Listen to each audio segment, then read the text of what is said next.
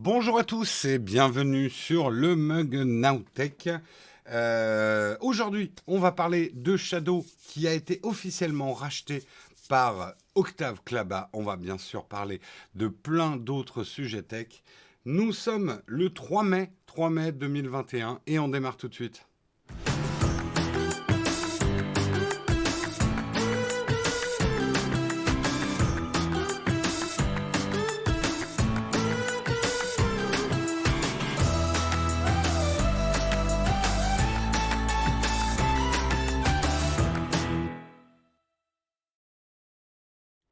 Bonjour à tous, j'espère que vous allez bien, que vous avez passé un bon week-end. J'ai juste oublié d'ouvrir un truc. Je n'ai pas encore l'habitude d'ouvrir mon oreillette, qui est mon canal de communication direct avec la modération en cas de gros problème. Hop, c'est fait. Voilà. J'espère que vous allez bien, que vous avez passé un bon week-end, que vous n'êtes pas trop fatigué en ce lundi matin. Moi, je suis complètement crevé. Les travaux ont commencé dans notre nouvel appart. Commencé parce que je sais pas quand ça se terminera, mais j'ai des courbatures de partout. Mais c'est chouette. Je déteste pas faire des travaux, c'est sympa.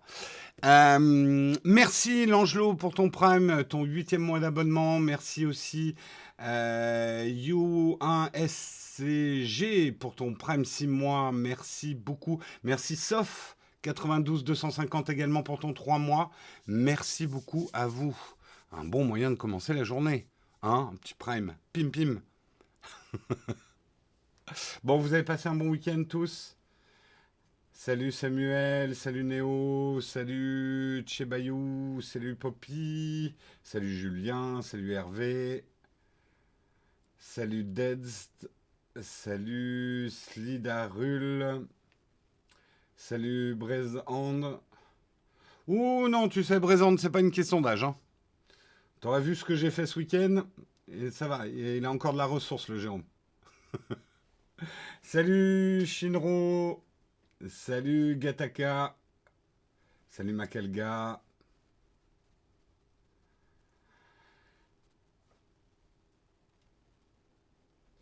Salut Pierre-Yves, salut. Non, disons que non, on n'a pas.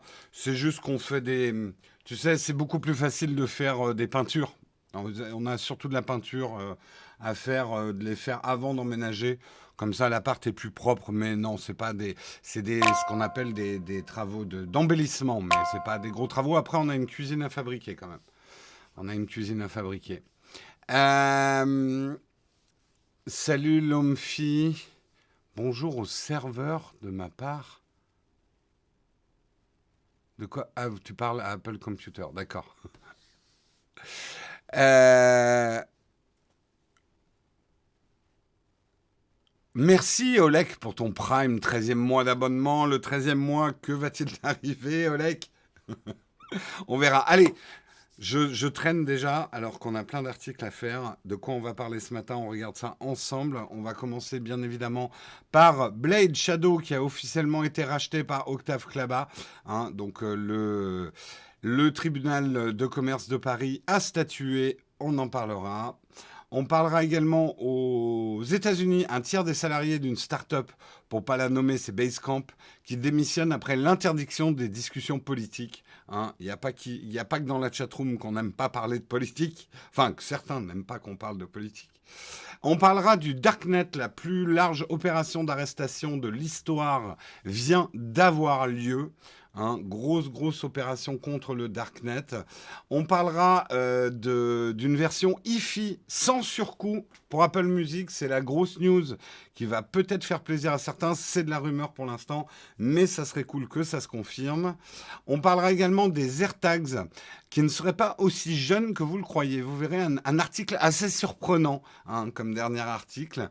Et nous aurons une tartine, la tartine de Jérôme, un article fort intéressant. Hein, je vous conseille, si vous pouvez, de rester vers la fin de l'émission. On parlera du Bitcoin, qui n'est pas une crypto-monnaie, c'est bien une religion. Et vous verrez, c'est un article assez malin, effectivement, qui fait un comparatif entre les religions et la crypto, en tout cas le Bitcoin. Voilà en tout cas pour le programme du jour, j'espère qu'il vous va, j'en ai pas d'autres. Et après l'incendie, l'ombre, what? De quoi?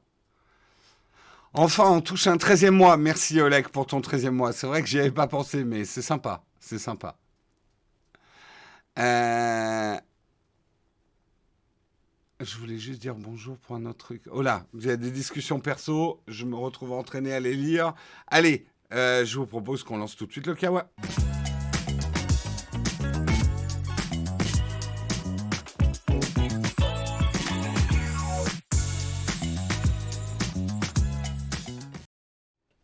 Et c'est vrai qu'on a un peu tendance à l'oublier, ce générique du Kawa. Tu fais bien de nous le rappeler parfois, Samuel.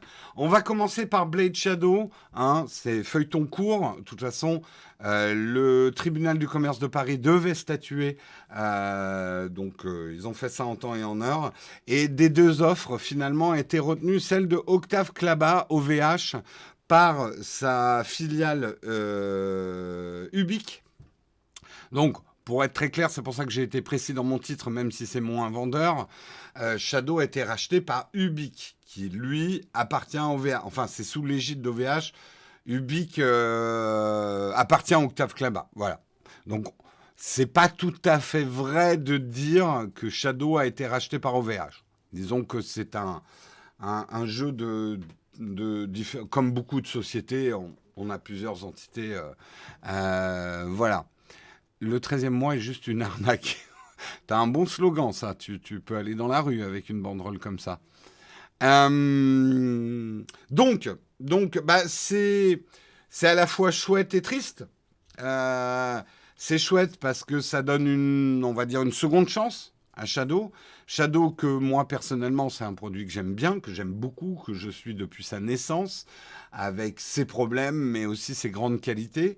Comme j'arrête pas de vous le rabâcher, et je sais qu'en ce moment, je stream pas beaucoup de jeux vidéo, mais ceux qui ont vu mes streams de jeux vidéo voient que le Shadow marche très bien. Ça fait longtemps qu'on n'a pas eu des gros problèmes ou des grosses pannes avec le Shadow. Disons qu'il a la fiabilité d'un PC physique. Si je dois calculer le taux d'erreur ou de problème au démarrage, il a la fiabilité d'un PC physique. Donc le produit est très bon, on connaît les problèmes de l'entreprise, on a déjà vu ça en long et en large, ce qui fait qu'elle était en difficulté financière et sous le coup d'une procédure de redressement judiciaire, qui est une procédure, je le rappelle, le mot redressement judiciaire, on a l'impression que c'est les flics et que justement c'est pour éviter la faillite. C'est pour éviter les problèmes, en fait, qu'on se met en redressement judiciaire. On fige les comptes, on bloque les créanciers. C'est jamais très cool pour les créanciers, hein, le redressement judiciaire. C'est-à-dire que y a des gens qui vont pas se faire payer d'argent que Shadow leur devait, mais ça permet souvent de sauvegarder une entreprise et de lui donner une seconde chance, de repartir un petit peu à zéro. Alors effectivement, on l'avait dit, il y avait deux offres. Il y avait deux offres de reprise, une par Octave Klaba et une par 6 employés du groupe et avec notamment le directeur, le CTO actuel, Jean-Baptiste Kempf, qui était soutenu par Iliad. Et c'est pas eux qui ont remporté. J'ai pas toutes les explications. Ça va peut-être être déroulé aujourd'hui. L'annonce est tombée vendredi après-midi de la décision du tribunal de commerce de Paris. Il y aura probablement du décryptage à faire. Est-ce que l'offre d'Octave Klaba est bonne? Alors, le truc, c'est que quand Octave Klaba s'est mis sur l'opération, son premier objectif, il l'avait dit, il avait été clair, c'était de développer une alternative solide aux solutions Microsoft Office 365 et Google G Suite. Donc lui, l'idée de base, c'était plutôt de reprendre le parc serveur Shadow existant et d'en faire plutôt des PC de bureautique. Si on prend littéralement ce projet-là, c'est d'en faire des PC bureautiques. Donc, on pouvait avoir des doutes sur le côté PC gaming dans le cloud, cloud gaming. Est-ce qu'il allait le continuer? Là où il est revenu un petit peu là-dessus, mais après, on verra stratégiquement ce qu'il décide de faire, mais le tweet qu'il a fait vendredi, que j'ai retweeté d'ailleurs, Octave Klaba a dit très heureux d'avoir été retenu par le tribunal de commerce de Paris pour le premier hub de Shadow France. L'ambition est simple, bâtir la meilleure offre de cloud gaming au monde. On a désormais tout dans une seule boîte, équipe talentueuse, aucun souci de capex, le marché mondial. Donc voilà le tweet d'Octave Klaba qui voudrait dire que oui, il veut garder l'offre gaming. Quels sont les futurs possibles pour Shadow? Alors, honnêtement, moi, je n'ai plus du tout d'informations internes de Shadow. Je connais encore des gens de chez Shadow, mais de très très loin. C'est plus eux qui me connaissent que moi qui les connais. J'ai plus d'informations internes. Donc, j'ai pas plus d'infos que vous, en fait, sur qu'est-ce qui va être décidé. C'est un peu tôt. C'est un peu tôt aussi. Il y a des grandes décisions stratégiques. Après, Shadow est un produit que je connais bien. Je pense, pour l'avoir dit depuis très très longtemps, même à des gens de Shadow, que trouver un bon équilibre entre une offre B2B, quitte à changer le nom. Je suis pas certain que le nom Shadow soit excellent pour une offre d'entreprise. Donc pourquoi pas utiliser les serveurs qui ne sont pas utilisés hors... Vous connaissez comment fonctionne Shadow, hein, je ne vais pas vous réexpliquer, mais en gros, les serveurs sont beaucoup moins utilisés par les gamers dans la journée et beaucoup plus le soir et la nuit. Donc cette ressource pourrait être faire partie d'une offre pour entreprise de PC de gaming, utiliser en gros les racks Shadow pour faire de la bureautique, pardon, pour faire de la bureautique pendant la journée, pourrait permettre d'amortir effectivement un peu plus les frais de serveur, hein, qui coûtent extrêmement cher. Trouver un mix des deux. Moi, voilà, je donne des petits conseils marketing qui valent rien, je les donne gratuitement, mais je pense qu'effectivement, il faudra peut-être un changement de nom pour l'offre B2B pour bien séparer les deux. Sur Shadow lui-même, sur la partie PC Gaming, moi, mes recommandations sont les suivantes. Il faut faire une offre plus chère, très haut de gamme, peut-être avec les dernières cartes graphiques, etc., mais très cher. Voilà, pour joueurs exigeants, qui a une bonne connexion, qui est content de Shadow et qui adhère au modèle Shadow, qui n'a pas envie d'un PC physique, qui adhère au modèle Shadow, qui est prêt à claquer 40-50 euros par mois pour avoir le top du PC sur le cloud. Pourquoi pas? Il faut résoudre bien sûr le problème du double écran, hein, qui est une épine dans le pied de Shadow depuis moult temps, depuis hyper longtemps. Je pense qu'il faut conserver une offre assez agressive en termes de prix, en entrée de gamme, quitte à ce que ça soit du 1080p 60 images secondes, peut-être même sans ray tracing, avoir une espèce d'offre. Je pense que très rapidement, il faut avoir une solution de test gratuit. Le Shadow ne vaut que si votre connexion le permet. Et tant que les gens ne peuvent pas tester Shadow, ils auront du mal à convaincre certaines personnes de passer au Shadow. Voilà, je pense... non, miner des cryptos, ça serait un autre problème. Ça, les ingénieurs te l'expliqueraient mieux que moi. Algorithme, non, il ne serait pas large en profit pour l'instant parce que tout ça consomme énormément d'énergie. Ce n'est pas des fermes de serveurs faites pour la crypto. Elles ne seraient pas performantes en fait pour de la crypto. Pour être performant en crypto, il faut quand même avoir... Enfin, c'est des serveurs vraiment dédiés, hein. Le minage, à moins d'être en Chine et d'avoir de l'énergie pas chère et de la main-d'œuvre pas chère, le minage, c'est pas devenu très très rentable, hein. Donc je pense pas que ça soit le bon business model. Après, encore une fois, hein, je connais pas tout. Bref, après, dans les urgences pour Shadow, c'est bien évidemment servir les gens qui attendent leur Shadow depuis bientôt plus d'un an, pour certains. Il faut les servir le plus rapidement possible. La satisfaction client, c'est certainement le truc le plus important chez Shadow, vu que tu n'as plus un PC physique, ta satisfaction ne passera que par le service client, en fait. Euh, donc voilà, ils ont du boulot. Mm. Ils ont du boulot, ils ont du boulot. Ah, mais t'es pas le seul à attendre, hein. T'es pas le seul, Polychrome. Beaucoup, beaucoup, beaucoup de gens attendent. Mais bon, on va pas bouder notre plaisir. C'est un petit peu triste parce que effectivement, Jean-Baptiste Kempf est quelqu'un de sympathique et il va partir du coup.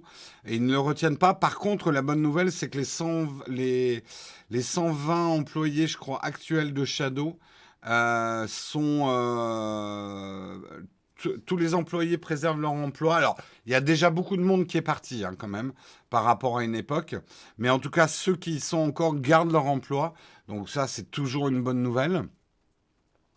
Je pense qu'il va falloir faire du recrutement, d'ailleurs. J'espère qu'OVH a bien noté les conseils de tonton Jérôme. Oui, non, je pense pas. Mais en plus, encore une fois, je ne suis pas dans les rouages. Il y a des choses que je ne vois pas. Moi, je pense quand même, fondamentalement, et là, c'est vraiment un mec qui a fait du marketing et de la pub. Euh, donc, je ne peux juger que de cet aspect-là. Je pense que Shadow, de ce côté-là, a fait des erreurs. Ils ont dépensé énormément d'argent sur des opérations qui, à mon avis, n'ont pas recruté. Et la problématique de Shadow, il y a encore un an, n'était pas tant la notoriété, puisqu'ils avaient déjà des problèmes à assurer les serveurs pour tout le monde. Je pense que voilà, Shadow, il faut encore convaincre. Il faut faire de la démonstration. Moi, j'aurais pris des gros budgets publicitaires qui parfois ont été largués sur des mono-opérations qui, à mon avis, et encore une fois, j'ai pas les chiffres, n'ont pas eu des résultats top. Et plutôt, voilà, sur les influenceurs, taper plutôt dans du micro-influenceur. Les équiper en Shadow, les streamers, parce que c'est un super outil de stream. Surtout quand ils pourront gérer le double écran, ça peut devenir un super outil. Parce que les gens ont besoin d'être convaincus. Moi, je le vois à chaque fois que je stream, j'ai au moins une personne qui me demande si je stream avec mon Shadow. Et quand ils voient le résultat de mon stream, d'un jeu qui tourne toute option en ultra machin, c'est plutôt convaincant, quoi. Euh, Le timing est super bon avec la pénurie, l'envolée des... Ouais, mais ça, c'est... Alors, oui et non, parce que ça a été un gros problème, et c'est peut-être là qu'OVH... ne parlons pas des serveurs OVH qui brûlent, ne mélangeons pas tout. Mais OVH a quand même une expertise et achète, en gros, de quoi faire des serveurs. Donc, ils doivent s'y connaître, je pense, OVH, à monter des serveurs et à négocier les meilleurs prix. Un des trucs qui a tué Shadow, c'est que les serveurs étaient hors de prix, les composants qui ont flambé étaient hors de prix, ce qui fait que c'était très difficile de rendre le Shadow qui était à 13 euros, je crois, 13 euros, de le rendre rentable. Il fallait presque 3 ans, enfin je balance un chiffre comme ça, mais il fallait presque 3 ans pour rendre une session de Shadow rentable. Donc vu que beaucoup de gens voilà, entraient quand même par les plus bas prix du Shadow, enfin difficile à rentabiliser sans espoir de faire des gros volumes tout de suite, quoi.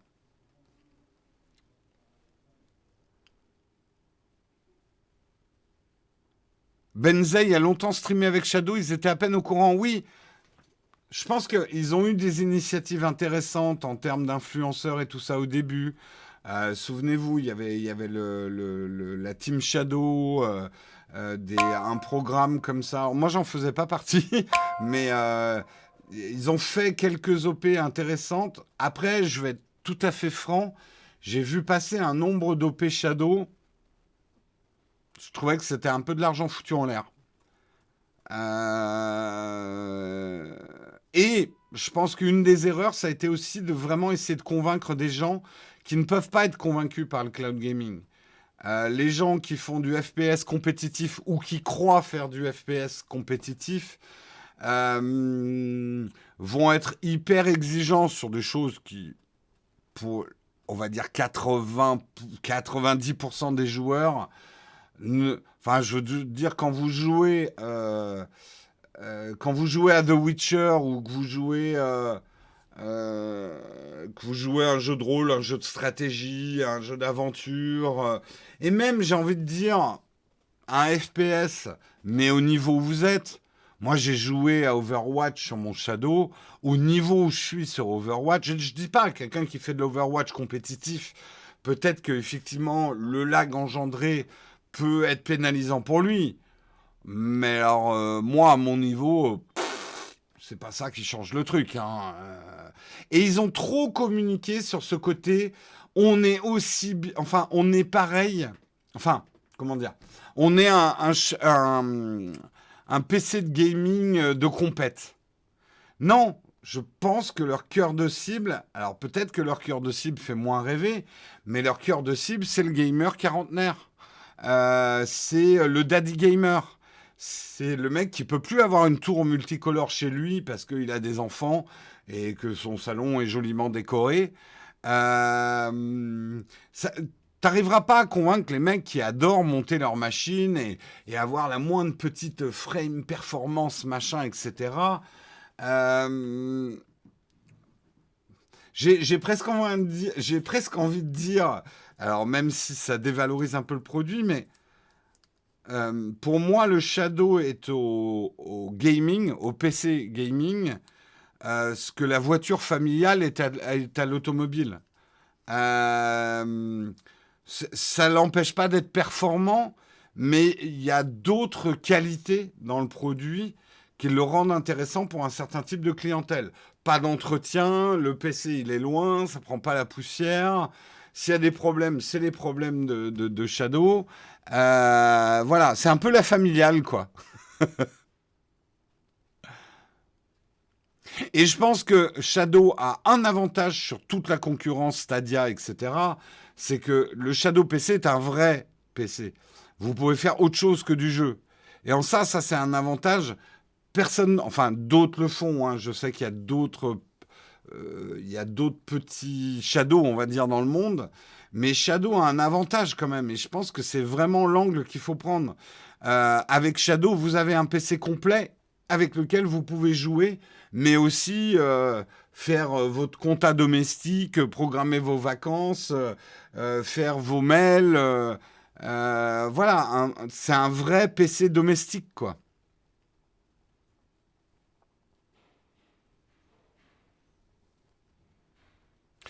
Alors, je suis assez d'accord avec toi, Gizmo, et pour avoir parlé avec certaines personnes qui jouent à un niveau professionnel, mais à ce moment-là, le Shadow devient en fait un deuxième PC, avec l'avantage de pouvoir te connecter partout sur ta config. Donc même des joueurs, on va dire pro, euh, détestent pas le Shadow. Ça sera peut-être pas leur machine avec laquelle ils iront en compète, mais ça fait un deuxième PC performant accessible de partout. Ça, c'est intéressant.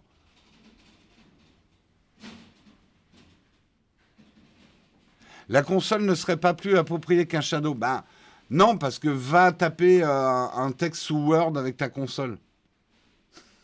Alors combien de fois je dois appuyer sur Y pour faire un A?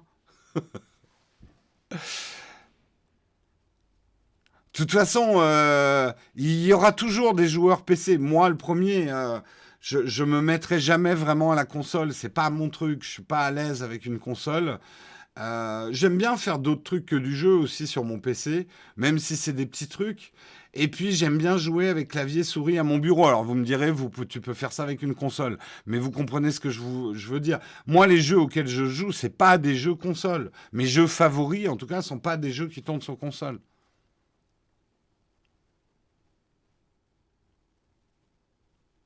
Mais personne n'a besoin de streamer un autre PC pour taper un texte Word.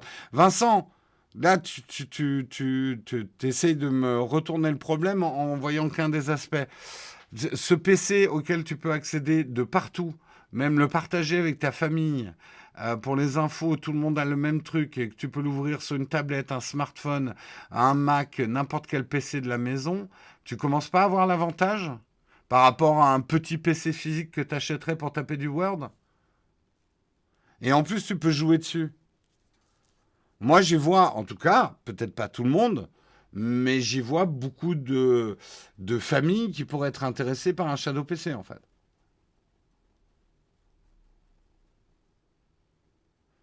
Mais non, une tour. Enfin, moi, je vous le dis, hein, tel que je le pense. Une tour chez moi, si je peux éviter, je préfère.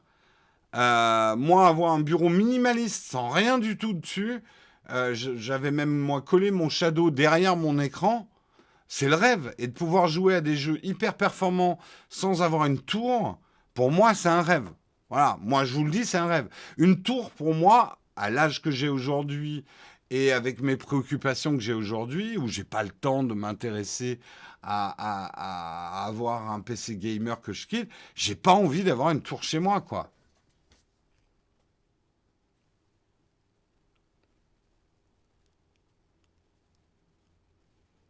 Mais après, attention, hein, il y a plein de gens qui voudront une. Il y aura toujours des gens qui voudront une tour, un PC physique, qui peuvent bidouiller eux-mêmes. Mais ces gens-là, faut juste pas chercher à leur vendre du Shadow. Tu leur en vendras pas.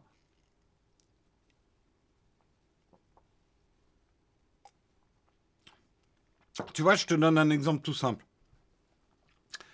Dans notre nouvel appart, on va avoir un bureau dans lequel je pourrais faire du gaming.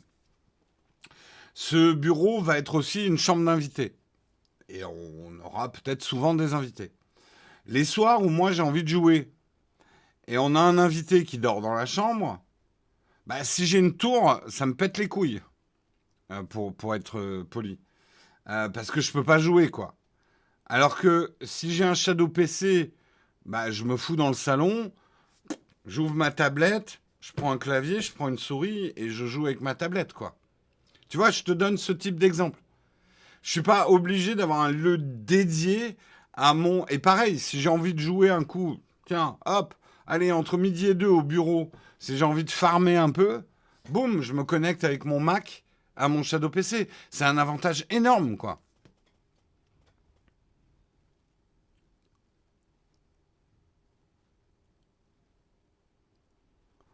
Donc ça dépend de tes usages, ça dépend qui t'es, ça dépend de ton rapport au jeu. Je pense que ça dépend vachement aussi de ton âge et de ta situation familiale, quoi. Ah non, moi j'ai joué à Valheim. J'ai joué à Valheim sur mon iPad. Ça marche tout à fait bien. Et un World of Warcraft sur une tablette. Alors j'ai la 13 pouces, mais c'est peut-être pas confortable pour faire 10 heures de jeu. Mais ça marche très bien. Pareil, ouais, t'es en vacances. Alors, le truc, c'est qu'en vacances, il faut quand même avoir une bonne connexion pour te connecter à ton PC. Et encore, moi, je vous avais dit, et c'est vrai, j'ai joué, bon, une heure. J'ai joué pendant une heure à Witcher 3 à Londres avec une connexion 3G de merde. Alors, oui, il y avait des moments, le jeu enfin, ma connexion à mon Shadow PC se figeait un peu, mais dans un jeu comme Witcher 3, c'était pas hyper grave, quoi.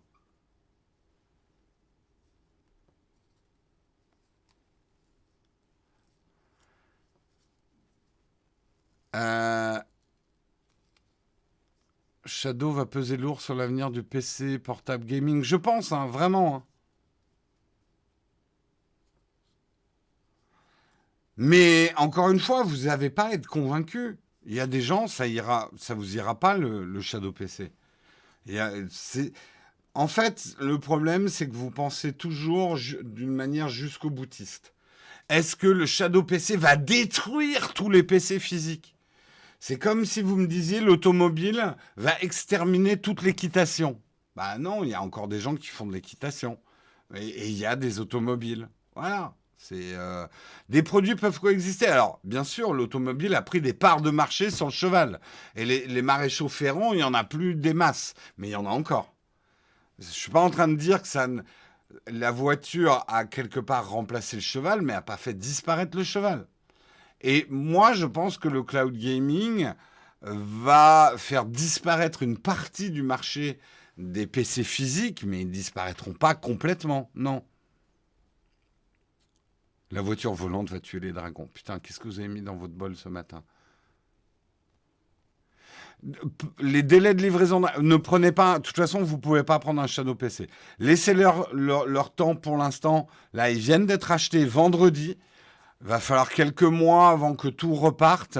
Je pense que leur prio, j'espère en tout cas que leur prio numéro un va être de livrer les gens qui attendent depuis un an leur Shadow PC avant de réouvrir les vannes pour de nouveaux consommateurs, quoi.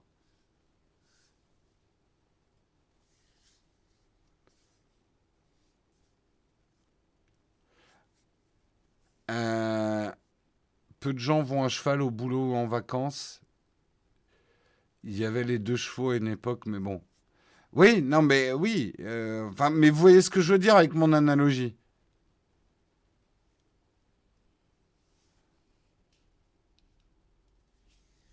Avec le télétravail, Shadow doit cibler les entreprises avant que Microsoft arrive. Bah, Microsoft est déjà là, hein.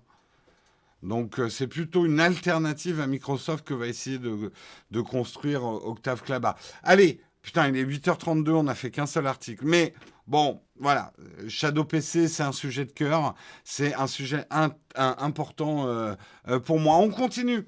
On va parler rapidement de ce qui est arrivé à Basecamp. Basecamp, vous connaissez peut-être, hein, si vous êtes dans le développement notamment. Qu'est-ce qui s'est passé? Un tiers des salariés a démissionné. Pourquoi? Parce que chez Basecamp, ils ont changé, ils ont adopté 6 nouvelles règles en interne, et notamment une qui a beaucoup fait grincer des dents et fait partir tout le monde. Interdiction des discussions sociétales et politiques sur le compte de Basecamp, à la fin des avantages sociaux paternalistes, etc. Mais en gros, voilà, le patron a dit interdit de parler politique au bureau. Alors, vous allez dire, mais c'est scandaleux, liberté d'expression, un patron n'a pas le droit de dire ce qu'on dit ou dit pas. Et d'ailleurs, c'est ce qui s'est passé. Un tiers des employés s'est barré, et des gros, hein, le directeur du marketing, le directeur du design, il y a des poids lourds qui sont partis. Le patron a dit, vous n'êtes pas content, la porte est là. Les mecs ont fait, ok, je sors. Voilà. Personnellement, je ne connais pas la situation chez Basecamp, donc j'éviterais de hurler avec les loups, à dire ouais, c'est dégueulasse d'interdire politique. Qui sait? Peut-être qu'effectivement, ils avaient un vrai problème de productivité parce que les gens passaient leur journée sur le Slack à avoir des discussions politiques et ne bossaient plus. Les réunions s'éternisaient peut-être parce que on passait trop de temps. Alors, le problème, après, c'est un problème de management. Jonas Downey, je pense que s'il écrit un bouquin sur le management, je ne l'achèterai pas. Parce que tu peux avoir un problème comme ça de gens qui ne parlent pas assez du boulot au boulot, qui font tout sauf bosser au boulot. Mais là, c'est un gros problème de management. Ça veut dire que t'as pas assez d'incentives pour que les gens soient focus sur leur boulot. Et si tu dois passer par les interdictions pour faire en sorte que les gens travaillent, c'est que tu as un problème de management global. Et c'est pas en interdisant que tu vas résoudre ton problème, en fait.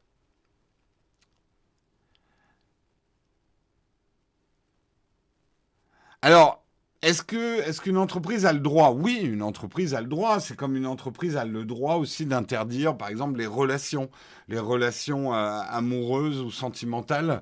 Il y a des entreprises où tu n'as pas le droit. Et alors, on peut dire, oui, mais c'est contre liberté, machin et tout. Oui, mais enfin, une entreprise aussi, parce qu'on sait parfois que ça peut causer d'énormes problèmes, les relations au travail, ce genre de choses. Alors, je suis peut-être pas spécialiste du droit du travail, je sais pas dans quelle mesure elle peut. Est-ce que ça peut être considéré comme une faute grave? J'en sais rien. Honnêtement, après, je suis pas assez fort en droit du travail. Oui, Basecamp, c'est un outil de travail collaboratif. Il y a des règles, et parfois un peu débiles, hein, dans les entreprises. Euh, Moi, je pense que si tu dois arriver à obliger les gens à faire quelque chose comme ça, genre interdit de parler politique, je pense que ton problème est ailleurs. Ça veut dire que les gens ne travaillent pas chez toi, donc tu as un autre type de problème. Et c'est pas la politique, c'est pas le fait que les gens parlent politique tout le temps dans ton entreprise. Le problème, c'est que les gens sont pas motivés par le travail. Non, c'est pas en France, c'est aux États-Unis.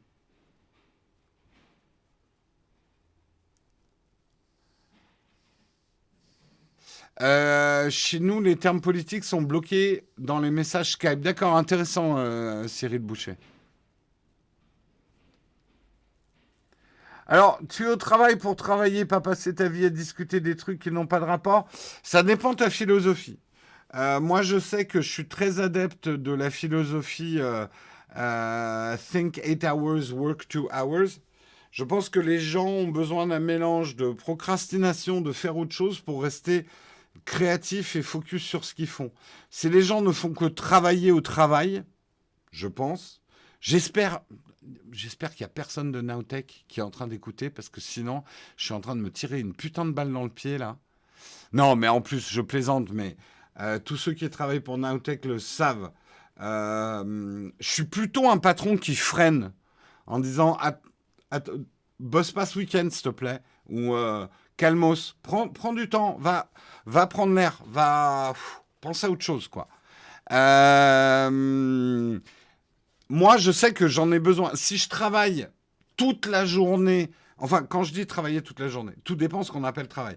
Mais si je reste focusé sur mon sujet de productivité toute la journée, je suis pas productif. J'ai j'ai besoin parfois de méditer sur d'autres choses, même d'avoir une discussion avec Albert dans les couloirs, enfin dans les couloirs, dans les allées, de parler d'autres choses. Nous, on a, depuis le Covid, on a un channel vocal qui est toujours ouvert sur notre Discord pour tous ceux qui travaillent, vu que parfois, enfin, Guillaume est à Toulouse et tout ça, et on discute parfois de tout et de rien. Et parfois, on a passé 2 3 heures à avoir des grosses discussions. Moi, je pense que c'est productif. Alors, bien sûr, si on a des délais à tenir, qu'on est en retard sur un boulot, si les gens partent dans une discussion politique, je vais dire, bon, les gars, on en parle après, hein, on va peut-être terminer là la réunion, on y go, on y go. Mais je pense que c'est important aussi. Cool comme patron, pas toujours, hein, mais parce que en même temps, je suis quelqu'un d'assez stressé, au cas où ça se voit pas, hein, je sautille de partout, et d'assez anxieux. Donc, par exemple, quand il y a des deadlines et des délais, je peux être un peu stressant.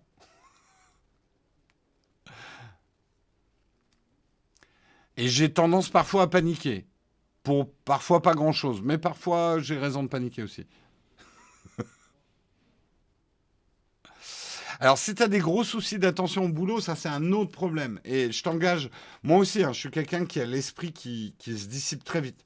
Je t'engage à utiliser des béquilles. Type, moi, j'ai un truc qui me fait des sessions de 45 minutes de concentration. Ça s'appelle Focus. Et j'essaye de m'obliger à les tenir. Le problème, c'est qu'actuellement, maintenant qu'on bosse à beaucoup autour de Naotech, il faudrait que je cumule ça avec des modes avion. Parce que je suis très très souvent interrompu par un appel, par un message urgent, par un truc. J'ai du mal à avoir mes tunnels de focus, quoi. Ça arrive que ça soit Jérôme qui distrait le reste de l'équipe. Tout à fait, ouais.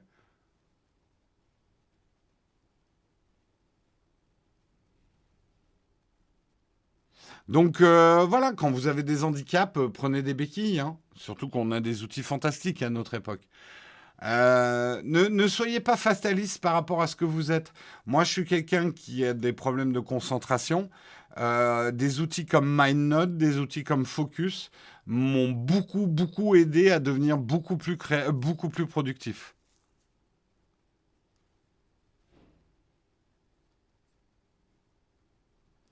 Ah, les béquilles mentales, ça existe, hein, Ben Chris. Hein. B. Chris, pardon. On a tous des qualités et des défauts. Moi, voilà, je suis quelqu'un qui a du mal à me concentrer. Mais à côté de ça, et sans vanité aucune, mais je suis quelqu'un de plutôt créatif. J'en ai fait mon métier pendant plus de 20 ans. J'ai été créatif dans la publicité. Je suis quelqu'un de créatif, mais j'ai un tempérament très artistique, très rêveur, assez contemplatif et très désorganisé. Ben, je me suis trouvé des béquilles pour être mieux organisé. MindNode est une béquille essentielle pour mon travail. Et je suis devenu, allez, facilement 5 fois plus productif rien qu'avec MindNode. Merci Seba pour ton Prime. Est-ce que j'ai raté des Primes? Merci Jérôme P aussi pour ton Prime. Merci beaucoup à vous. Allez, putain, je passe une demi-heure sur chaque article. Parlons un petit peu du Darknet. Darknet, la plus large opération d'arrestation de l'histoire, vient d'avoir lieu. Les services du FBI et d'Europol ont annoncé mardi 22 septembre avoir arrêté 179 vendeurs et acheteurs de drogue en Europe et aux États-Unis. Cette arrestation conjointe, appelée Opération Disruptor. Ils ont fait un jeu de mots. Je suis assez admiratif des gens du FBI. Faire des jeux de mots Disruptor, avec Tor, T-O-R. Bravo, bravo pour le petit maître des jeux de mots du FBI. Opération Disruptor. C'est pas mignon, ça? Bref, ils ont permis d'envoyer un message fort aux trafiquants du monde entier. Qu'est-ce qu'ils ont chopé? Des grandes quantités de phétanyl, d'oxycodone, de méthamphétamine, d'héroïne, de cocaïne, d'ecstasy, de MDMA, ainsi que de nombreux médicaments considérés comme illégaux dans certains pays et quelques armes à feu qui traînaient par là. Ils ont chopé 500 kilos de drogue, 6,5 millions de dollars ont été saisis au domicile des entrepôts des délinquants. Les arrestations ont eu lieu aux États-Unis, 121 opérations. Allemagne, 42 arrestations. Pays-Bas, 8 arrestations. Royaume-Uni, 4 arrestations. Autriche, 3 arrestations. Et en Suède, 1 arrestation. Il n'y a pas de Français. Il n'y a pas de Belges. Il n'y a pas de Suisse. Ce sera peut-être au prochain tour. Une dizaine de ces arrestations font suite au démantèlement le mois dernier du Wall Street Market, qui n'est pas du tout des actions de Wall Street. C'était le deuxième plus gros marché illégal au monde. À l'époque, les autorités allemandes avaient arrêté les prétendus exploitants du site et 2 de ses revendeurs les plus prolifiques. Et qu'est-ce qu'ils ont fait? Ils ont fait un petit peu comme ils avaient déjà fait avec Silk Road. Vous vous souvenez, Silk Road, c'était en 2016, je crois, avec l'arrestation de son fondateur Ross William Ulbricht. En fait, ils servent des petits revendeurs pour remonter et choper les gros poissons qui sont derrière ces sites-là. Les grands réseaux du dark web ont été démantelés. Alphabet Market, Dream Market, Wall Street Market, Nightmare Market, Empire Market, White House Market, Deep Sea Market, Dark Market, bref. Après, c'est un succès, ils sont contents. Le ministère de la Justice américain a déclaré qu'il s'agissait sans équivoque de la plus grande opération internationale visant les trafiquants d'opioïdes sur le Darknet. L'agence va même jusqu'à signer l'âge d'or du marché du Dark Web est révolu. Ouais, jusqu'à la prochaine. C'est un peu le problème, c'est que c'est du guacamole, comme on dit en anglais. C'est pas du guacamole, c'est le guacamole. Guacamole, c'est un jeu où vous devez... donner un coup de marteau à des taupes. Alors, c'est pas des vraies taupes. C'est un truc de fête foraine. Il y a une taupe qui sort, boum, tu lui donnes un coup de marteau, elle re-rentre et il y en a une autre qui sort. C'est un peu le problème du dark web. C'est que il tue un market, il y en a un autre qui pousse, quoi.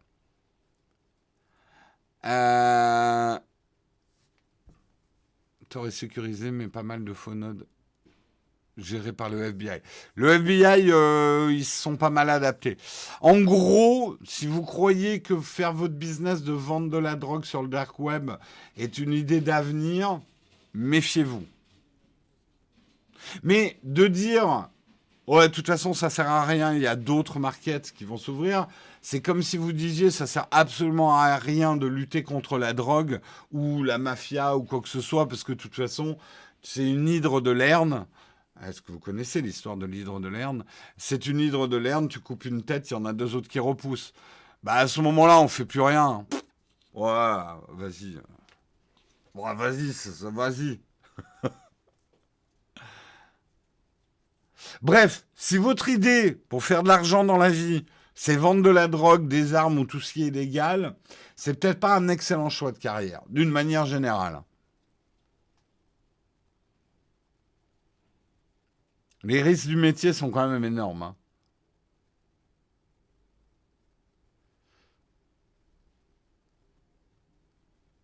Puis n'oubliez pas que vous tuez des gens, accessoirement comme ça en passant.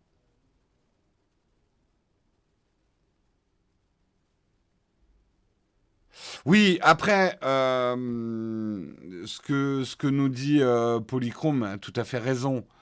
on est là à fantasmer, à se dire ouais, les policiers, ils ont réussi à craquer les codes, à rentrer sur les serveurs et tout.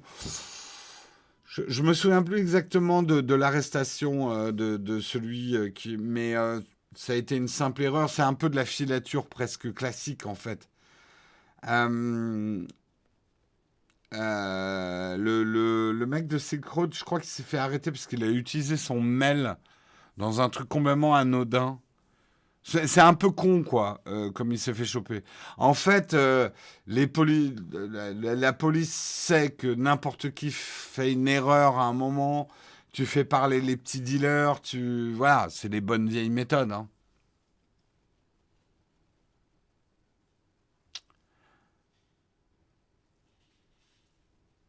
Alors, la vente d'armes, ça peut avoir de l'avenir, mais il faut travailler à très haut niveau, hein, vente d'armes, hein. Vaut mieux être à un niveau étatique. Là, ça passe. Mais c'est pas bien de vendre des armes. Regarde, Stark. Pas Stark, Iron Man, merde. Bah, il a arrêté de vendre des armes parce que c'est pas bien de vendre des armes. Les armes, ça tue. J'allais dire Philippe Stark, Iron Man. Faudrait une grosse armure, hein. Pouf, pouf. Tony Stark, oui, oui.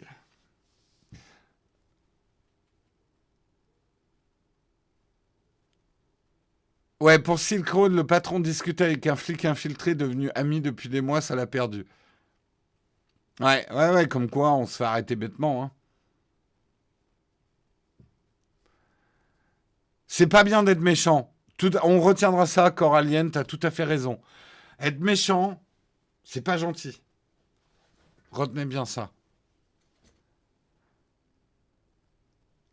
Attends, Jérôme, on est toujours sur le mug ou c'est une nouvelle émission Métier d'avenir? Qu'est-ce que tu critiques là? Qu'est-ce que tu critiques? On est en train de parler du dark web. C'est pas de la tech, ça? Allez, on continue, on continue. Je te charrie, hein. Parlons d'Apple Music. Une étonnante rumeur. Alors c'est très drôle, il faut que je vous raconte un truc. Une étonnante rumeur du week-end nous provient du site Hit Daily Double. Vous ne connaissez pas Hit Daily Double? Et en fait, c'est un site spécialisé des sources auprès des maisons de disques. Mais est-ce que vous savez quelle était la dernière rumeur que Hit Daily Double a fait fuiter sur Apple? Eh bien, c'est intéressant puisque sa dernière rumeur date du 19 octobre 2001 où le site annonçait qu'Apple s'apprêtait à lancer un produit qui s'appellerait l'iPod. Bah, qu'est-ce que ça peut bien être que ça? Voilà. Donc, on peut dire que c'est un site qui n'est pas spécialisé dans les rumeurs tech. Hein, leur dernière rumeur tech, 2001, l'arrivée de l'iPod. Et là, 2021, 20 ans après, ils ont une nouvelle rumeur. Mais on comprend pourquoi ils l'ont, parce que c'est justement des choses qui se discutent au niveau des maisons de disques. Apple annoncerait l'arrivée d'une version hi-fi d'Apple Music dans les prochaines semaines. Cool! Hi-fi Music, cool! Mais ce qui est encore plus cool dans la news, c'est que la tarification serait très agressive, ce qui est surprenant pour Apple. Très agressive, pas pour votre porte-monnaie, puisqu'il ne vous en coûterait rien pour la version hi-fi par rapport à la version classique d'Apple Music à 9,99 euros par mois. Donc que vous payez, tout le monde aura la version hi-fi en fait de la musique. Chez Amazon, par exemple, il faut payer 5 euros de plus pour avoir le hi-fi. Donc si cette rumeur est vraie, c'est plutôt une super bonne nouvelle, quoi. Je sais pas si vous êtes d'accord, mais c'est plutôt cool. Alors, est-ce que cette annonce aura lieu dans les prochaines semaines, notamment avec la WW2C 2021 qui commencera le 7 juin? Eh ben, qui vivra verra. C'est vrai qu'il y a une autre rumeur qui dit que Apple va lancer une nouvelle génération d'AirPods. Ça irait bien. Surtout qu'on sent bien que Apple est en train de trifouiller sur le Dolby, les petits trucs et tout ça. D'ailleurs, le site 9 to 5 Mac a trouvé des références à Dolby Atmos, Dolby Audio et Lossless, donc musique sans compression, enfin lossless, au sein d'Apple Music dans la première version de la bêta d'iOS 14.6, mais ça a été effacé dans la deuxième version de la bêta. Donc, est-ce qu'Apple ne serait pas en train de préparer, voilà, des AirPods Pro 3 lossless, Dolby Audio, Dolby Atmos, je sais pas quoi? Intéressant. Intéressant, intéressant.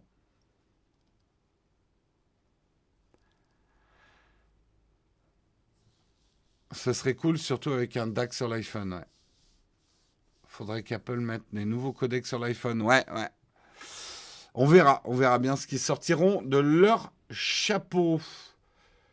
Dernier article, on va parler des AirTags, mais vous avez peut-être vu mon unboxing vendredi. Il est dispo encore en replay sur la chaîne Twitch, si vous voulez voir mon unboxing où j'ai répondu à pas mal de questions sur les AirTags. On va tourner la vidéo quelque part cette semaine. J'ai pas encore commencé à l'écrire. Donc n'attendez pas notre vidéo des tests d'AirTags genre demain, quoi. Parce que non, c'est pas notre manière de travailler. On les a reçus vendredi soir. Je les ai à peine déballés en live et je les ai pas utilisés ce week-end puisque j'étais dans la peinture et dans les enduits. Mais je vais commencer à les tester aujourd'hui et je vais commencer à écrire mon test. Donc, bon voilà, le test viendra quand il viendra. Mais un truc très intéressant sur les AirTags, qui n'ont rien à voir avec les AirTags eux-mêmes, mais c'est qu'en fait, Apple aurait eu les AirTags dispo depuis super longtemps et qu'ils les ont pas mis sur le marché. Et la preuve de ça, regardez, c'est ces deux visuels sur des boîtes. Certains ont trouvé ça sur leur boîte d'AirTag et de porte-clés aussi. 2020 et même 2019. Vous voyez là, c'est écrit 2019. Donc ça voudrait dire, ça tendrait à dire que Apple avait des AirTags déjà produits en masse. Merci Samuel qui vous a mis le lien du replay sur les AirTags. Je fais tomber un AirTag dans un pot de peinture et ce qui se passe est incroyable. Pas bête, pas bête. Donc ça voudrait dire qu'Apple avait les AirTags depuis 2019, voire depuis 2018, parce que souvent un produit, il est prêt depuis longtemps, quoi.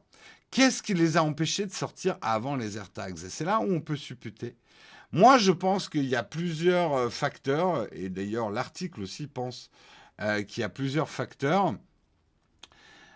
Il y a probablement eu des problèmes de contraintes légales, notamment avec le procès encouru avec Tile. C'est-à-dire, je pense que Apple a dû ouvrir Find Me, et d'ailleurs, elles l'ont fait, ont dû ouvrir Find Me à des constructeurs tiers pour ne pas se faire accuser de situation d'abus, de position dominante dans le procès qu'ils ont avec Tile. Donc ça a retardé la sortie. Je pense qu'il y a la crise sanitaire, mine de rien. Filer des trucs d'objets perdus alors que les gens sont obligés de rester chez eux, ça aurait été un non-sens de vouloir vendre. Les gens ne perdent pas leurs clés quand ils sont confinés. Un peu dans leur salon, mais pas vraiment. Donc ça aurait pas été... Non, les piles sont pas mortes parce qu'elles sont protégées. En fait, va voir mon unboxing, mais quand t'as un système de languette, tu vois, il y en a encore sur mon bureau. Il y a un système de languette qui empêche la pile d'être en contact. Et il faut tirer et hop, ton AirTag se met en route.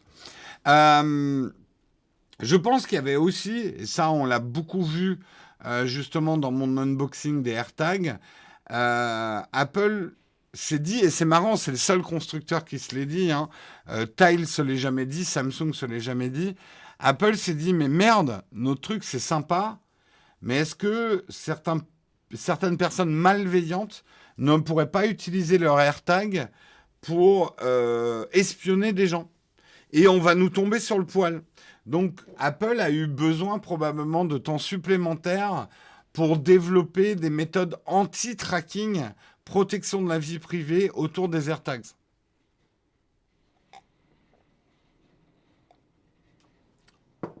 Exactement, c'est une languette comme les flambis. Pour pas que la pile de ton flambi... Non, mettez jamais une pile sur un flambi. Il faut le mettre dans le casque du Mando. Le casque du Mando ne me quitte jamais. Je l'ai toujours sur la tête. Dès que j'ai fini l'émission, hop, je le remets. Euh, non, je pense pas que c'est un problème de normes. Je pense vraiment qu'ils ont eu, et je pense qu'ils ont beaucoup bossé parce qu'on sait pas tout encore hein, sur les AirTags, mais sur les méthodes qui permettent à la fois d'empêcher le tracking d'une personne non prévenue avec les AirTags, mais qui soient quand même relativement efficaces si jamais on vous vole votre produit, même si c'est pas conçu pour être un antivol, c'est ce que je vous expliquerai. Je vous avais expliqué ça, en fait, a priori, le truc ne vous avertit que vous êtes traqué par un truc que quand vous rentrez chez vous, en fait. Donc c'est pas tout de suite. Si on vous colle un AirTag dessus, ça va pas vous avertir tout de suite qu'un AirTag qui ne vous appartient pas vous suit. Ça va vous prévenir au bout d'un certain moment, avec en plus probablement un algorithme aléatoire. Pour pas que justement les mecs, tu vois, les gens disent oui, ça sonne au bout de 3 jours. Apple a dit ça sonne quand ça sonne. Donc ils ont probablement mis des algorithmes d'interprétation des situations pour éviter les faux positifs. Ils veulent pas que ça sonne au bout de 5 minutes quand vous filez vos clés à quelqu'un. Mais ils veulent pas non plus que vous sachiez exactement la durée à laquelle ça va sonner, parce que sinon c'est trop facile pour les voleurs.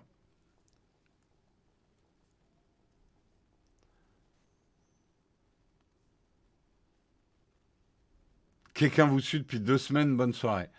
Non, mais je pense qu'après c'est dans le temps d'une journée, mais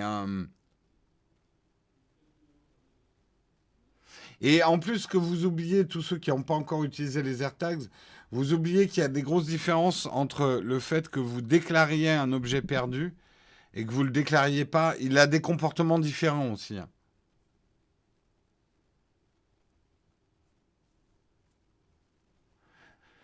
Donc je pense qu'ils ont beaucoup travaillé sur ces notions-là de protection de la vie privée. Et ils ont dû faire un choix, Apple. Soit ils en faisaient un bon antivol, soit ils en faisaient un truc qui protège la vie privée, mais faire les deux est impossible. Et quand vous y réfléchissez, c'est compréhensible. Et Apple a plutôt misé sur la protection de notre vie privée plutôt que de miser sur la sécurité d'un antivol, en fait.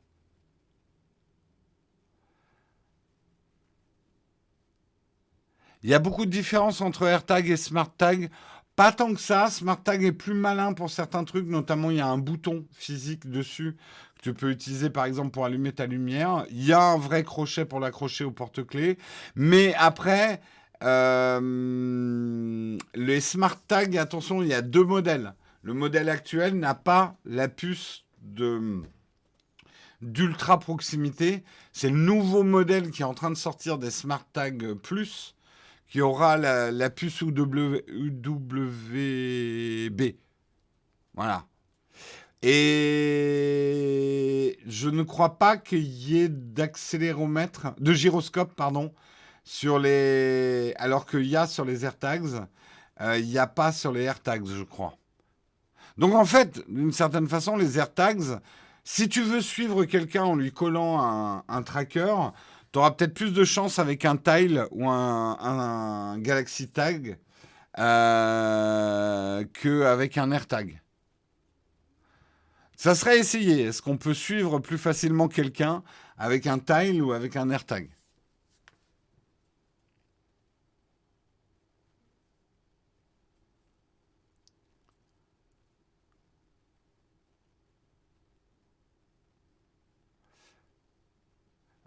Fallait qu'il protège des éventuels procès. Oui, tout à fait.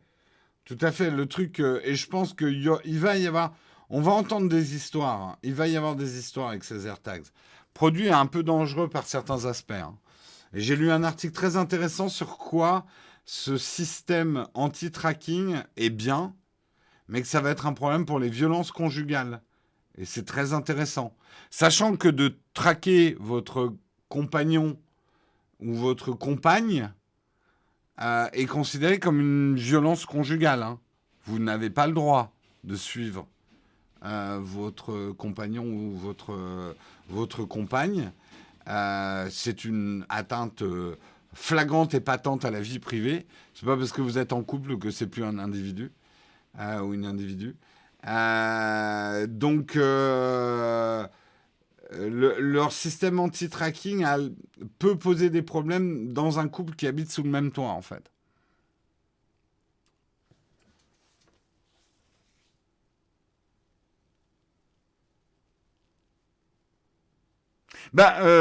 Tropi, pour répondre sérieusement à ta blague, tu peux suivre ton compagnon ou ta compagne à partir du moment où il y a consentement, bien évidemment.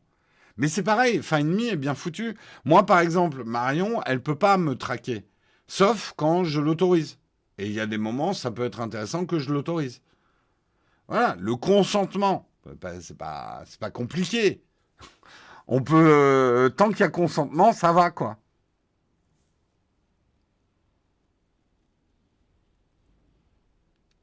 Non, tu peux pas suivre ton compagnon avec Find Me si t'as pas donné l'autorisation. Et c'est normal.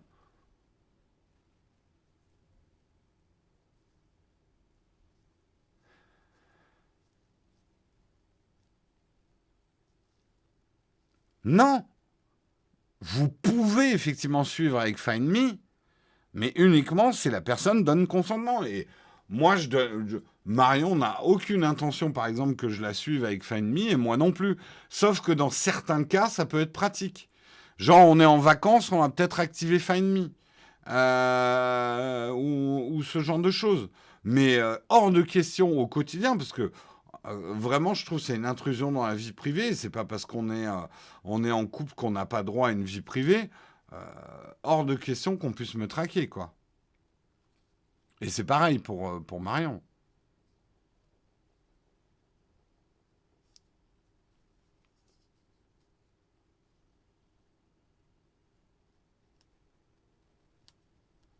Non, mais dans localisation, j'ai ma famille depuis qu'on partage Apple Music. Je sais pas où ils sont, mais j'ai leur appareil et leur batterie. Pas envie qu'ils voient tous mes appareils. Il faut que chacun, enfin, ça demande quelques secondes, hein, mais il faut que chacun dise les autorisations de tracking qu'ils ont. Euh, et tout ça se règle dans Find Me, hein. Va dans les réglages de Find Me. Ben oui, suivre quelqu'un sans son consentement est une violence conjugale.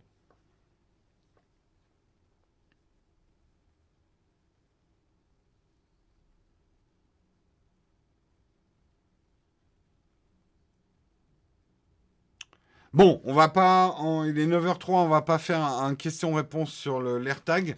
Moi, je trouve ça rigolo de savoir qu'ils les avaient quand même depuis 2 ans et qu'ils les ont pas sortis. Et c'est marrant de se demander pourquoi. Merci, John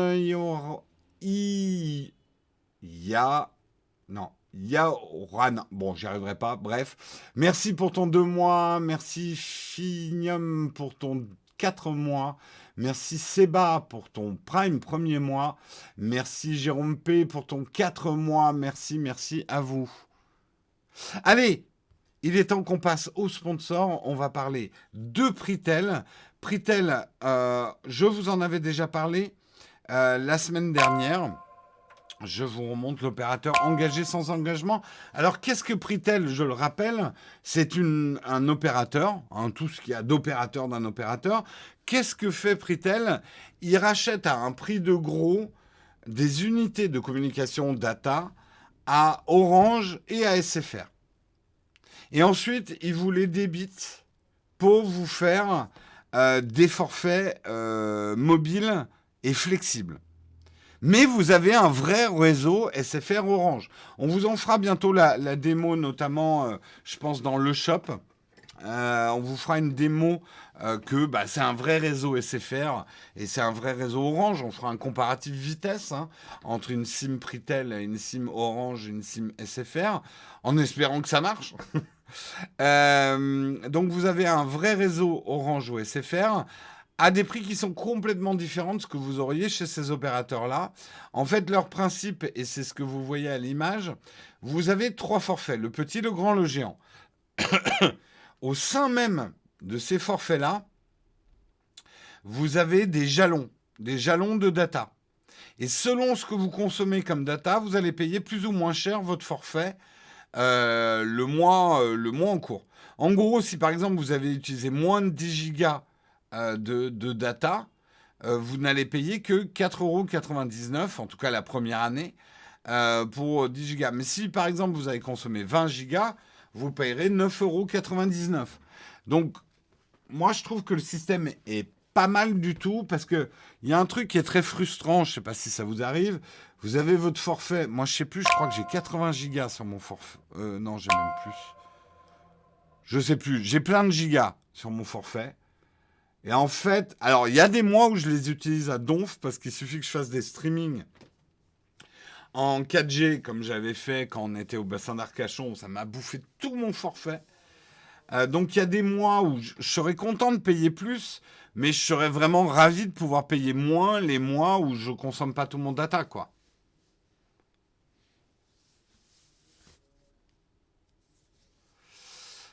Merci Technisavoir pour ton Prime, 9e mois d'abonnement, merci beaucoup.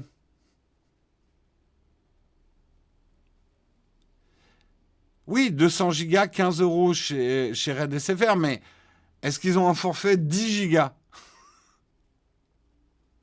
Et est-ce que surtout ils ont un forfait qui s'adapte? Parce que c'est surtout ça, l'intérêt de Pritel, c'est que c'est un forfait qui s'adapte à votre utilisation de votre forfait.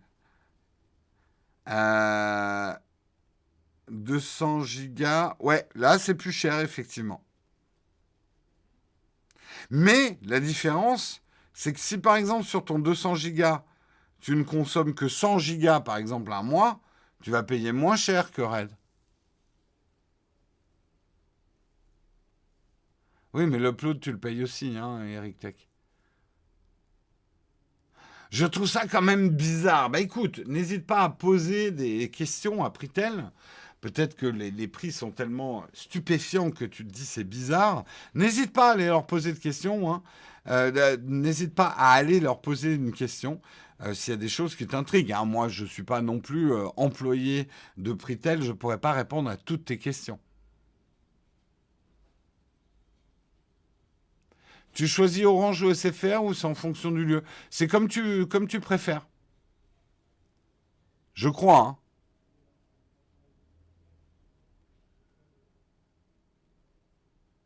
Ben voilà, on a T. Jupin qui offre un témoignage. Ancien client Soch, passé chez Pritel pour avoir la 5G et la qualité du réseau n'est pas différente que le client Soch chez 4G au niveau top. Génial. D'accord. Ben, le perforeur, il faudrait que tu comprennes comment marche le marché des opérateurs. Euh, Orange produit des unités de communication. Ils ont un certain nombre d'invendus.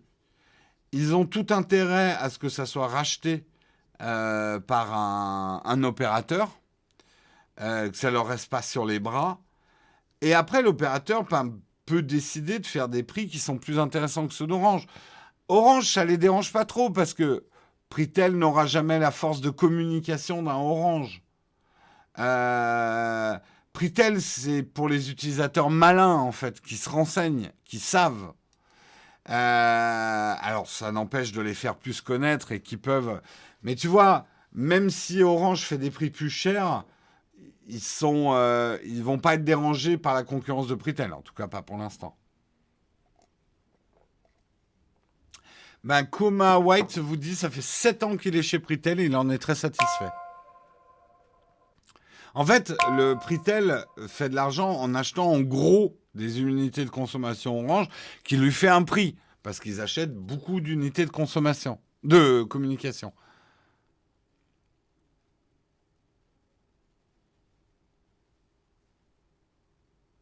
Mais votre scepticisme, je vais vous le dire en face, votre scepticisme vous honore. Tout à fait. Posez les questions, testez, restez sceptique, c'est une très bonne chose. En tout cas pour les forfaits. Vous dites, c'est chelou ce truc Pritel. Je vais me renseigner. Renseignez-vous. Testez. Je crois pas que ça marche en Belgique hein, pour l'instant. Je voudrais pas dire de bêtises, mais je dis peut-être des bêtises. Je regarde rapidement.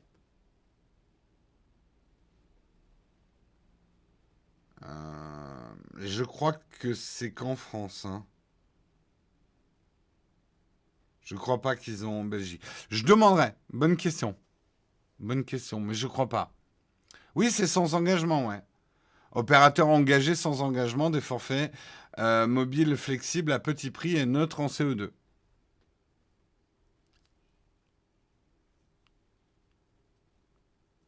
Jérôme, comment ça se passe si tu dépasses ton quota? N'hésite pas à aller leur poser des questions parce que je ne vais pas faire le service d'après-vente non plus de Pritel. Je ne sais pas exactement comment ça se passe si tu dépasses ton forfait en fait. Je pense que comme n'importe quel opérateur, il y a un tarif pour si tu dépasses les limites de ton forfait. Alors moi j'attends ma carte SIM Pritel. En tout cas, du coup, comme on a Pritel, maintenant moi je vais séparer mon téléphone personnel et mon téléphone professionnel. Et au niveau professionnel, on va être chez Pritel, en tout cas pendant la durée de l'opération. Oui.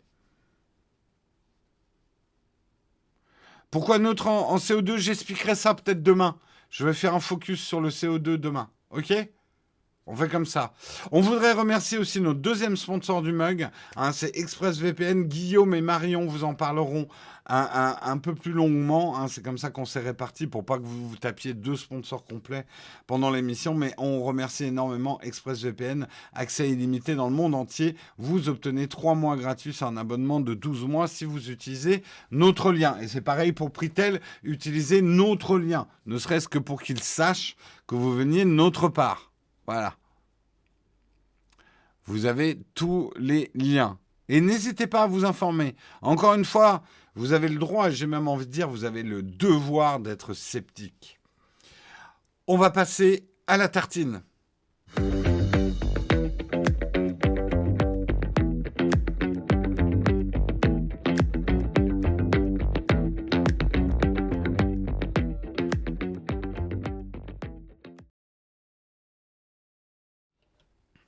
La tartine aujourd'hui, un article assez rigolo sur lequel je suis tombé hier. Le Bitcoin n'est pas une crypto-monnaie, c'est une religion. Et il fait un parallèle entre les religions et le Bitcoin qui est assez rigolo. Hein, au nom du Père, du Fils et du Saint Bitcoin. Il dit il y a quand même d'étranges similitudes entre le Bitcoin et une religion. D'abord, il y a le créateur tout-puissant. Le créateur tout-puissant pour le Bitcoin, c'est Satoshi Nakamoto, qui est un personnage très mystérieux, qu'on ne sait pas bien qui c'est, on ne sait pas bien s'il est encore vivant, on ne sait pas bien s'il existe vraiment. Il y a toute cette aura de mystère avec un nom un peu mystérieux en plus, Satoshi Nakamoto. Certains d'ailleurs m'ont dit, mais je ne sais pas si c'est vrai, que ça veut dire argent du Monopoly ou que c'est un acronyme de argent du Monopoly en japonais. Ça, c'est presque un peu trop parfait. Ça me paraît un peu cousu de fil blanc, mais bon. Euh, euh, Profiter du forfait mobile flexible avec notre... Oui, voilà, pardon, je lis maintenant les annonces. Il y a les textes sacrés aussi du Bitcoin, puisqu'il y a un white paper qui existe, hein, c'est 8 pages, rédigé en 2009, sur qu'est-ce que le Bitcoin. Donc vous avez un peu la Bible, les saintes écritures. Il y a le Bitcoin Jesus, puisque c'est le surnom qui a été donné à un des premiers et des plus fervents prédicateurs du Bitcoin, Roger Ver, qui est aussi un ex-politicien, ex-dollar et ex-américain, connu pour son besoin irrépressible de convertir son prochain. Et puis, il y a les mineurs qui sont un peu, voilà, le troupeau, enfin le troupeau, les croyants, les mineurs qui constituent la communauté des croyants. Alors, il n'y a pas que des mineurs hein, dans les croyants, c'est là où je trouve l'article un peu réducteur, et qui consacrent leur temps à la fabrication de la monnaie grâce à la blockchain. Mais ça ne s'arrête pas là. Il y a aussi un espèce de calendrier avec des jours saints pour le Bitcoin, les dates sacrées en fait. les jours de halving, qui sont une opération qui a lieu tous les 4 ans environ et qui divise par 2 la rémunération des mineurs, sont des jours d'espérance pour les utilisateurs qui cherchent à résoudre les calculs mathématiques complexes à l'origine de la crypto-monnaie et ainsi se voir récompensés. Voilà, il y a un mélange de technologie, de croyances, de religion qui est assez intéressant. Il y a même eu un schisme, comme les schismes religieux, entre les catholiques et les protestants au sein des chrétiens. Le Bitcoin a connu son schisme aussi, puisqu'à la suite de débats théologiques sur la nature même du Bitcoin, depuis 2017 est apparu le Bitcoin Cash. Des milliers de courants altcoins ont vu le jour. Donc il y a on va dire, des débats de chapelle. Et comme toute religion qui naît, en tout cas, à son début, il y a plusieurs chapelles qui se créent. Après, il y a les grandes influences qui prédominent, mais toutes les religions, en tout cas la plupart des grandes religions du monde, je dis grandes en termes de taille de croyants, ont des schismes. Que ce soit les sunnites, enfin bref, les protestants. J'essaye de trouver dans d'autres. Le bouddhisme, il y a le petit véhicule, grand véhicule. Islam, il y a aussi des séparations. Voilà, et donc il y a eu un schisme aussi dans le Bitcoin.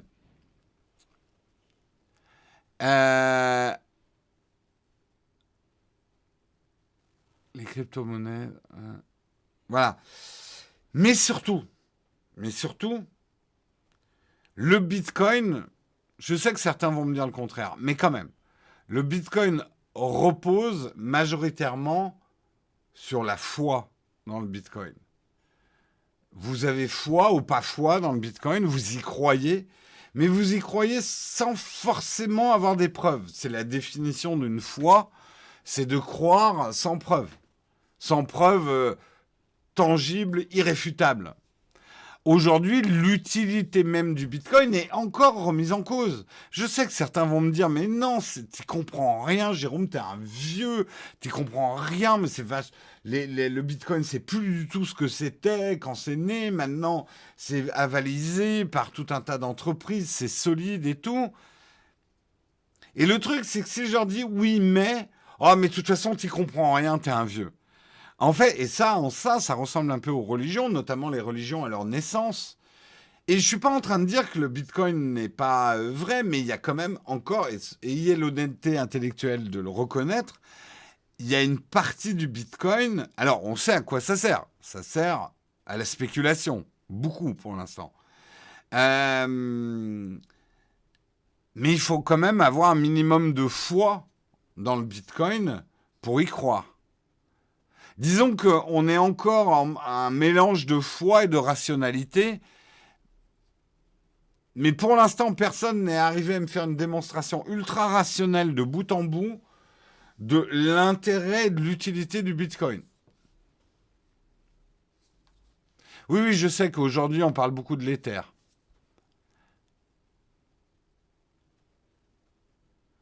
Mais, non, cet article, je sens que, voilà, les pro-Bitcoin vont me tomber dessus. J'ai l'habitude. Et je vais être honnête, j'y comprends pas grand-chose. J'ai d'autres spécialités dans d'autres domaines. Je comprends quand même un certain nombre de choses avec les cryptos parce que j'ai pas mal lu dessus. Mais fondamentalement, j'y crois pas. Et ce qui est un peu agaçant, je vous le dis, les défenseurs des cryptos, c'est que dès que j'ai des discussions avec des gens qui sont pro-crypto et que je fais part de mes doutes, je me fais traiter de vieux qui ne comprend rien et que de toute façon, j'y comprendrai jamais rien. En gros, je suis condamné parce que je ne suis pas un croyant. Je suis un hérétique, quelque part. Il y a d'autres similitudes en plus. Le Bitcoin a un côté anti-establishment, en tout cas dans ses origines. Et ça, c'est un parallèle. En tout cas, toutes les religions du livre, c'est-à-dire juif, islam, chrétien, c'est aussi des religions qui sont nées contre un establishment d'une époque.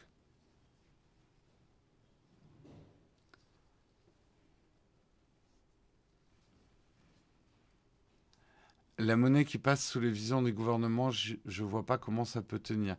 Tu peux pas résumer le Bitcoin à ça non plus, hein.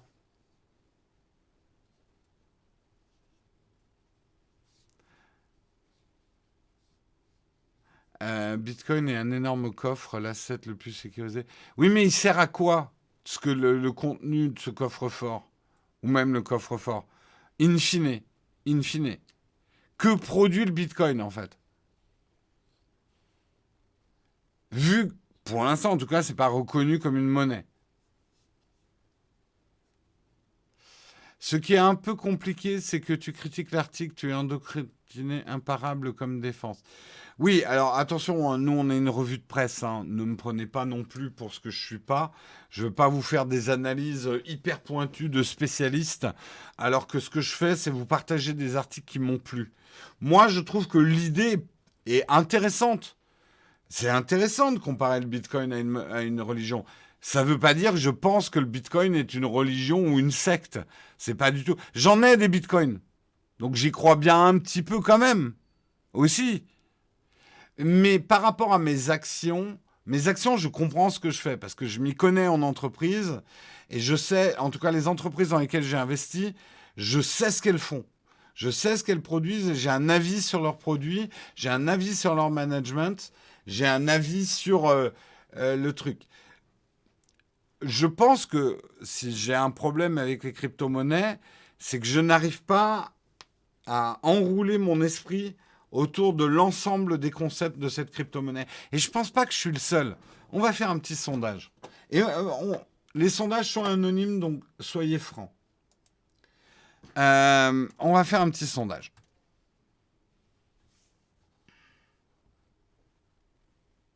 Et attention, la question que je vais vous poser, ça va pas être est-ce que vous croyez aux crypto-monnaies? Ça serait trop facile. C'est plutôt les cryptos. Les cryptos, j'y comprends rien. Je comprends un peu. J'ai compris. Je suis un expert. Je suis un expert. J'ai reçu. Oh putain, j'ai tapé comme un pied. J'ai plus de force dans les doigts. Je me suis trop crispé sur mes enduits. Je suis.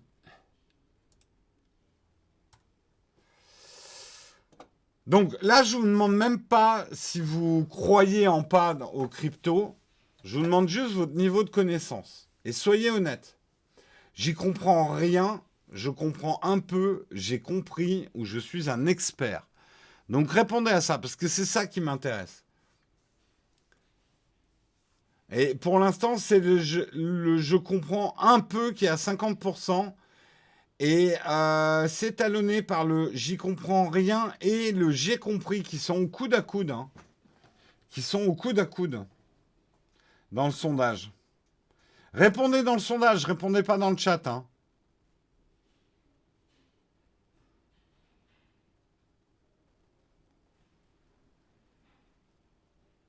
Oula, Maxime, je donne jamais des conseils d'achat d'actions. C'est votre argent, démerdez-vous.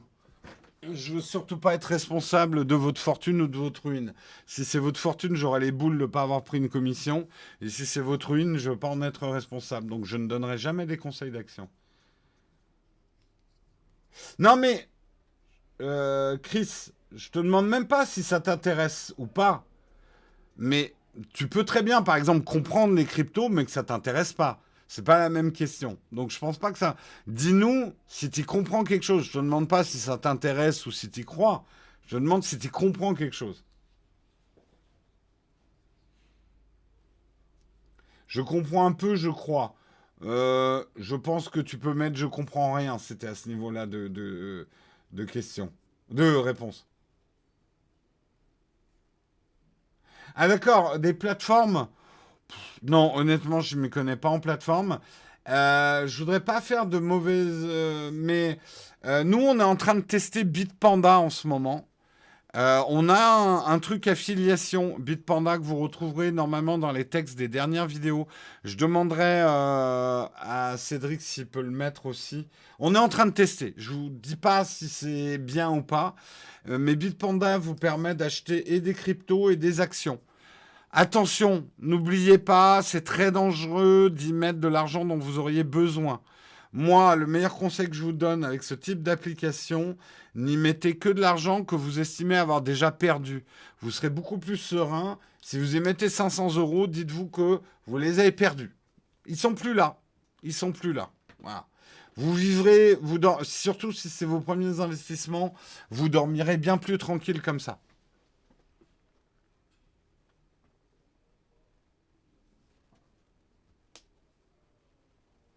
Oui, il y a Kraken, il y a aussi, si vous voulez, des comptes bancaires qui permettent de faire ça, tout ce qui est Boursorama, etc. Hein. Alors, le sondage, c'est le je comprends un peu, je suis même surpris, un 48%. J'y comprends rien qui était juste derrière. Et j'ai compris qui était. Donc, on va dire que c'est un peu partagé, votre compréhension du Bitcoin.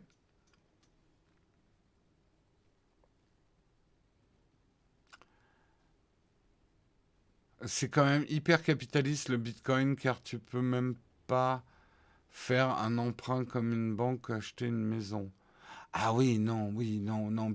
Alors voilà, c'est là où, pour moi, tout ça peut avoir de réels dangers. Pour moi, allez, je vais faire un peu comment faire une analogie qui soit pas dévalorisée. Bon, on va prendre la cigale et la fourmi, ok? Je sais, et oubliez la fable de La Fontaine. Dans la fable de La Fontaine, c'est la fourmi qui gagne. On est d'accord. Ok? Parce que La Fontaine aimait bien. Voilà. Mais globalement, chaque personne sur un curseur va être plus ou moins cigale ou plus ou moins fourmi. Plus ou moins épargnant. Dans le rapport à l'argent. Et attention, oubliez encore la morale de La Fontaine, parce qu'il y a des cigales qui peuvent réussir. La cigale est prête à prendre un certain nombre de risques. La fourmi est quelqu'un de très prévoyant.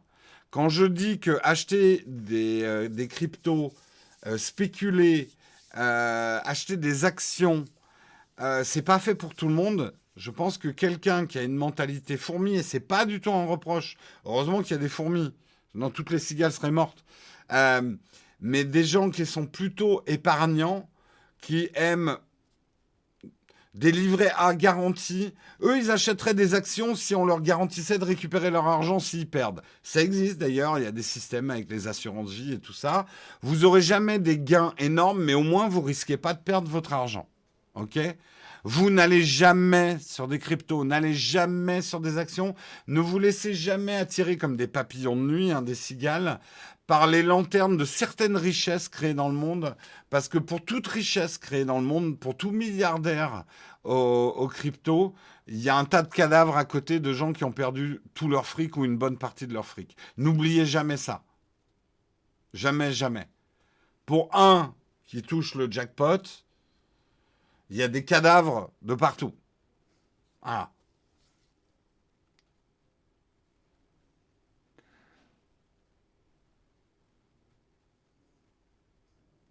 Perso, pour les actions que j'achète, je prends que ce que je connais, ce que je consomme. Pareil, moi, je suis un peu une fourmi, une froucigale, comme vous le dites. En fait, non, je suis un boursicoteur du dimanche, je suis un boursicoteur père de famille.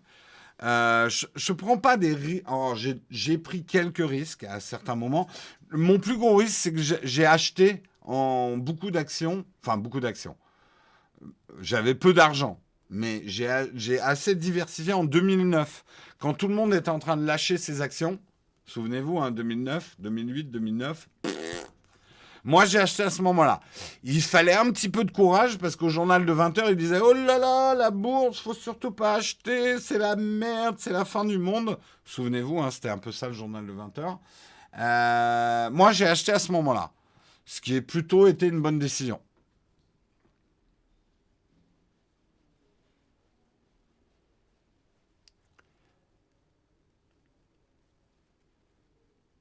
Et n'oubliez pas un truc fondamental aussi. Tant que vous n'avez pas vendu actions, crypto-monnaie, vous n'avez ni gagné ni perdu. Les gens qui disent « Ouais, je suis riche !» Regardez, moi, sur un de mes comptes, j'ai 10 dollars de Bitcoin. Aujourd'hui, ils valent 40 dollars. Mais en fait, non, ils valent pas. J'ai pas 40 dollars. J'ai 40 dollars si je vends mes bitcoins aujourd'hui. Mais sinon, j'ai rien, en fait. Et ça, c'est une règle. Les gens ont du mal parce que la presse dit ouais, Elon Musk, l'homme le plus cher, le plus riche du monde. Non, pas tant qu'il n'a pas vendu ses actions. Vous n'avez rien tant que vous n'avez pas vendu vos actions. Et je vais vous garantir une chose, le plus dur si vous achetez des actions, des cryptos, c'est pas d'acheter le plus dur, c'est de revendre. D'avoir le courage de dire, allez, j'arrête de me dire que ça va continuer à augmenter, je revends là aujourd'hui.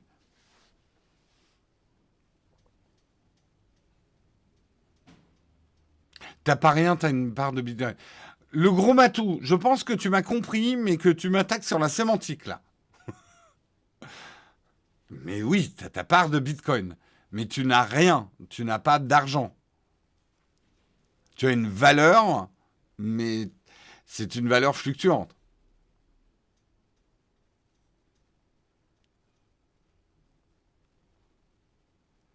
Oui, oui, Asher, si vous voulez vous informer effectivement sur les cryptos, il fait un très bon boulot. Corben aussi s'y connaît pas mal.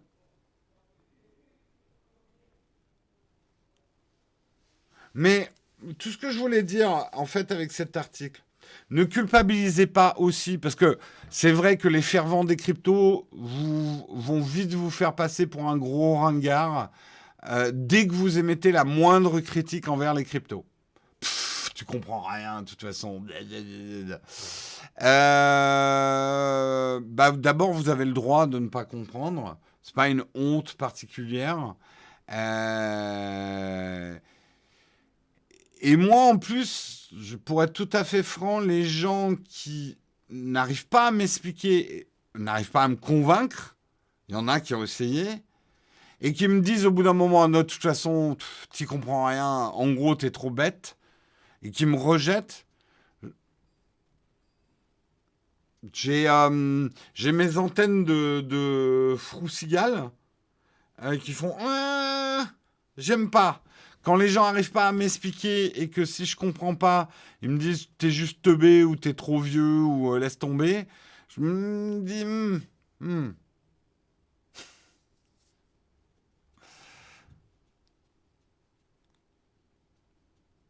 Mais je m'en fous qu'il soit à 100 000 dollars ou qu'il soit à 40 dollars ou à 4 dollars.